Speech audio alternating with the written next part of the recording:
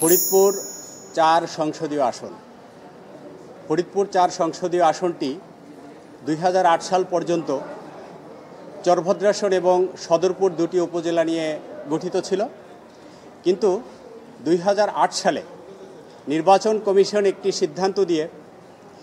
চরভদ্রাসন, সদরপুর এবং পার্শ্ববর্তী সংসদীয় আসন অর্থাৎ ফরিদপুর ৫ ভাঙ্গা উপজেলা নিয়ে গঠিত ছিল, সেই ফরিদপুর ৫কে বিলুপ্ত করে ৩টি উপজেলা নিয়ে একটি সংসদীয় আসনের গঠন করা হয়, পুনর্গঠন করা হয় ২০০৮ সালে। কিন্তু ১৯৭০ সাল থেকে ২০০৮ সাল পর্যন্ত ভাঙ্গা উপজেলা নিয়ে একটি স্বতন্ত্র সংসদীয় আসন ২০০৫ ফরিদপুর ৫ হিসেবে ছিল, এবং দুটি উপজেলা অর্থাৎ চরভদ্রাসন এবং সদরপুর উপজেলা মিলে ফরিদপুর ৪ সংসদীয় আসন হিসেবে আমরা নির্বাচনে অংশগ্রহণ করেছি এবং মানুষ ভোট দিয়েছে। ২০২১ সালে নির্বাচন কমিশন যখন আপত্তি দেওয়ার জন্য সবাইকে ইনভাইট করলো, সেইখানে আজকের যে পিটিশনার তার মধ্যে আমাদের আলহাজ জহিরুল হক শাহজাদা মিয়া, ফরিদপুর জেলা বিএনপির সাবেক সভাপতি এবং জাতীয়তাবাদী দলের চেয়ারপারসনের সম্মানিত উপদেষ্টা, এবং আমাদের শাহ আলম রেজা, যিনি অতীতেও আমাদের ফরিদপুর ৪ সংসদীয় আসনে নির্বাচনে অংশগ্রহণ করেছিলেন, ওনারা সহ এলাকার লোকজন নির্বাচন কমিশনে একটি আবেদন দিয়ে বলেছিল যে পূর্বের ন্যায় অর্থাৎ ২০০৮ সালের পূর্বে ফরিদপুর ৪ এবং ফরিদপুর ৫ নিয়ে যে দুটো স্বতন্ত্র সংসদীয় আসন ছিল সেই অবস্থায় ফিরিয়ে নেওয়ার জন্য আবেদন করেছিল, এবং এর দাবিতে আমাদের চরভদ্রাসন, সদরপুর তথা ভাঙ্গা উপজেলায় সাধারণ মানুষ অনেক মানববন্ধন আন্দোলন করেছিল। কিন্তু এই বিষয়টি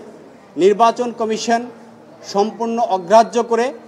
তারা আমাদের যে বিদ্যমান আইন রয়েছে ২০২১ সালের, অর্থাৎ ভৌগোলিক অখণ্ডতা,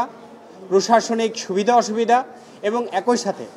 জনগণের ভারসাম্য সব কিছু বিবেচনা করে যে সিদ্ধান্ত নেওয়ার কথা, সেইটি ওনারা বিবেচনায় না নিয়ে একটি মন গড়া সিদ্ধান্ত দিয়ে ফরিদপুর ৪ আসনকে ৩টি উপজেলার সমন্বয়ে ঘোষণা করেছেন। এবং একই সাথে আপনারা জানেন ভাঙ্গা উপজেলা থেকে দুটি ইউনিয়ন পরিষদ তারা আরও বিচ্ছিন্ন করেছে, এবং ভাঙ্গা উপজেলার যে দুটি ইউনিয়ন বিচ্ছিন্ন করেছে সেই মর্মে আমরা রিট পিটিশন ফাইল করেছিলাম পূর্বে, এবং সেখানে কিন্তু একটি রুল হয়েছে। আজকে যে রিট পিটিশনটি সেটি হচ্ছে ফরিদপুর ৪ এবং ফরিদপুর ৫ নিয়ে যেই সংসদীয় স্বতন্ত্র আসন ছিল সেই দুটো সংসদীয় আসনকে পুনর্বহাল করার জন্য আমরা একটা নির্দেশনা চেয়েছি। এই রিটের শুনানি নিয়ে আজকে মাননীয় আদালত আগামী ১০ দিনের মধ্যে বিবাদীদেরকে এই রুলের জবাব দিতে বলা হয়েছে যে কেন ফরিদপুর ৪ অর্থাৎ চরভদ্রাসন এবং সদরপুর উপজেলার সমন্বয়ে এবং ফরিদপুর ৫ শুধুমাত্র ভাঙ্গা উপজেলার সমন্বয়ে দুটি স্বতন্ত্র সংসদীয় আসন ঘোষণা করা হবে না বা গঠন করা হবে না, এই কারণ দর্শানোর জন্য নির্দেশ দিয়েছেন। আগামী ১০ দিনের মধ্যে বিবাদীদেরকে এই বিষয়ে জবাব দিতে বলা হয়েছে। আজকের যে রিট পিটিশনটি এটি আমাদের ফরিদপুর ৪ আসনের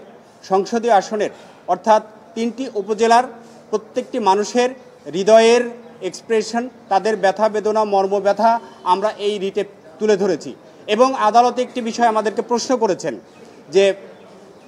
এই যে দুটি সংসদীয় আসনকে যে একটা সংসদীয় আসনে রূপান্তর করা হলো, সেই ক্ষেত্রে আপনাদের দুই সংসদীয় আসনের সাধারণ মানুষের কোনো মতামত নেওয়া হয়েছে কিনা এবং গণশুনানির কোনো ব্যবস্থা করা হয়েছে কিনা। আমরা বলেছি এই ধরনের কোনো ব্যবস্থা বা গণশুনানি এবং আমাদের মতামতের কোনো ব্যবস্থা বা তারা আমাদের মতামত শোনেনি, অর্থাৎ আইনগতভাবে সম্পূর্ণ অবৈধভাবে এই দুইটি সংসদীয় আসনকে একটি সংসদীয় আসনে রূপান্তর করা হয়েছিল, যেটি আমরা এই আসনে আমরা এই আজকের রিট পিটিশনে চ্যালেঞ্জ করেছি। ধন্যবাদ।